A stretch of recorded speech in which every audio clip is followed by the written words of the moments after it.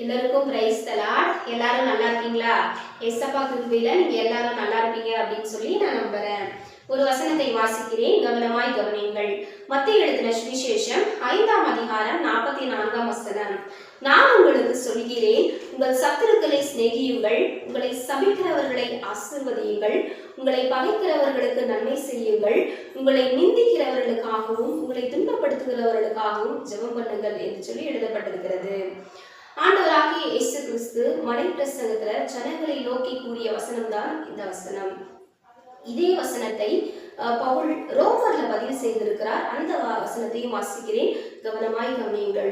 ரோமர் 12ஆம் அதிகாரம் 14ஆம் வசனம். உங்களை துன்பப்படுத்துகிறவர்களை ஆசீர்வதியுங்கள், ஆசீர்வதிக்க வேண்டியதே அன்றி சபியாதிருங்கள் என்று சொல்லி எழுதப்பட்டிருக்கிறது.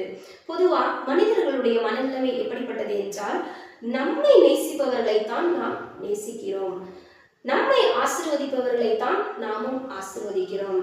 நமக்கு யாரெல்லாம் நன்மை செய்கிறார்களோ அவர்களுக்கு தான் நாமும் நன்மை செய்கிறோம்.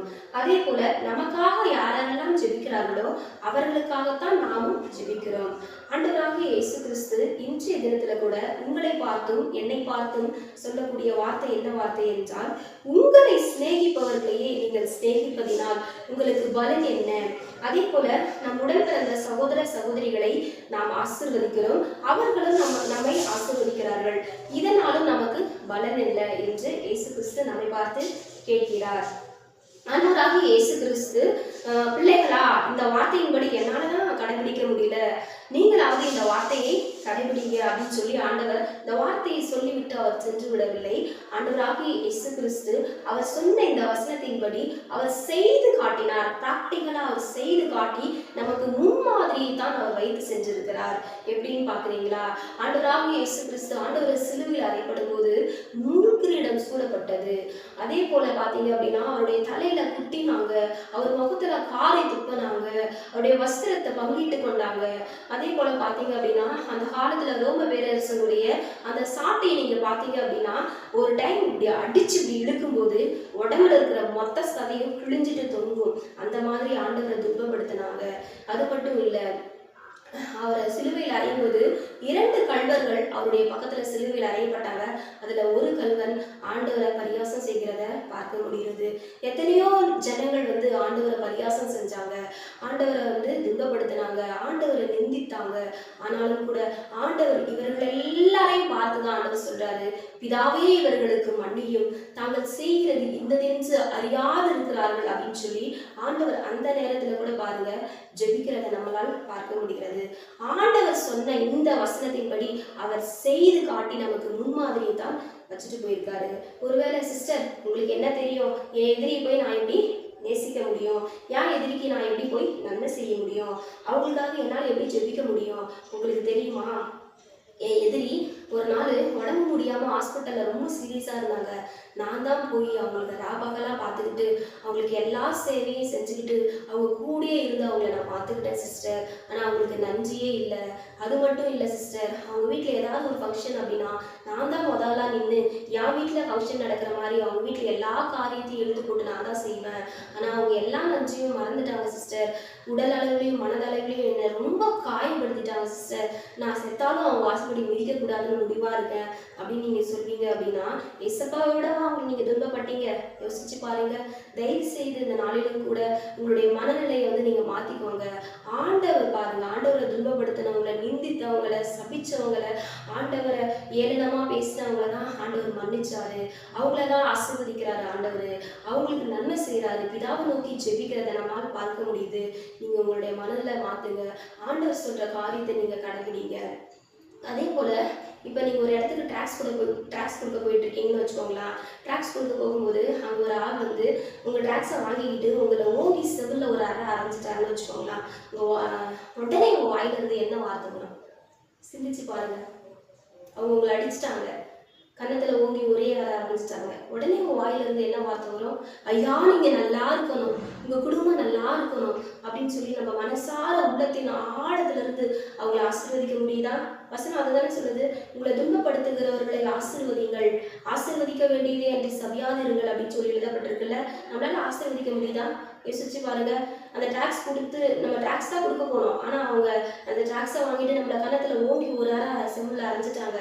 நம்ம வாயில இருந்து நம்ம உள்ளத்தின் ஆழத்துல இருந்து நம்மளுக்கு என்ன வார்த்தை அந்த நேரத்துல வருது? ஆசீர்வதிக்க முடியுதா நம்மளால? யோசிச்சு பாருங்க.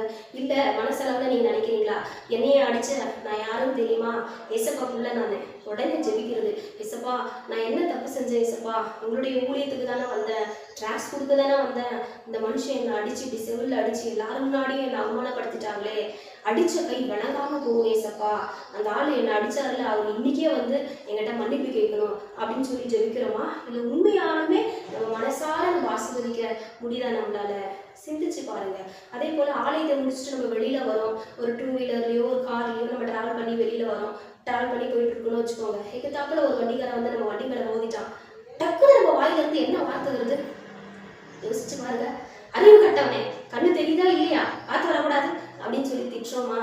இல்ல ஐயா பார்த்து வரக்கூடாதுங்களா ஐயா, ஏதாவது ஒன்று ஆயிருந்தா என்ன ஆகுறது அப்படின்னு சொல்லி அவங்களுக்காக பரிதாபப்பட்டு நம்மளால பேச முடியுதா? யோசிச்சு பாருங்க. நம்மளை துன்பப்படுத்துகிறவங்களை நம்மளால ஆசீர்வதிக்க முடியுதா?